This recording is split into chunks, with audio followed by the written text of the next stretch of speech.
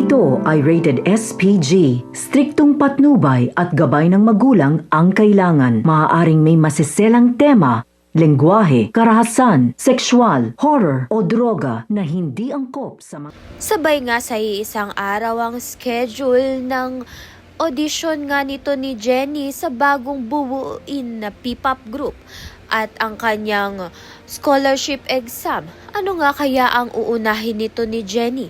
Mag-audition nga ba o mag-exam nga sa scholarship? Dahil ayun nga ang kagustuhan nito ni Minchi para sa kanya.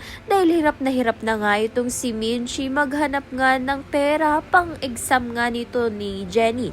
Dahil nursing pa nga ang kinuha niyang kurso. Subalit masisira nga ba lahat ng yun dahil pipiliin nga ni Jenny maging isang sikat na singer. Sa kabilang banda naman nga, maaari ngang masapawa ni Jenny itong si Megan kahit na nepo baby ito. Dahil hindi naman nga kasing galing ni Megan ang boses nga nito ni Jenny. Kaya naman nga't yan at iba pa ang dapat nating pakaabangan. Maraming salamat sa iyong panunood.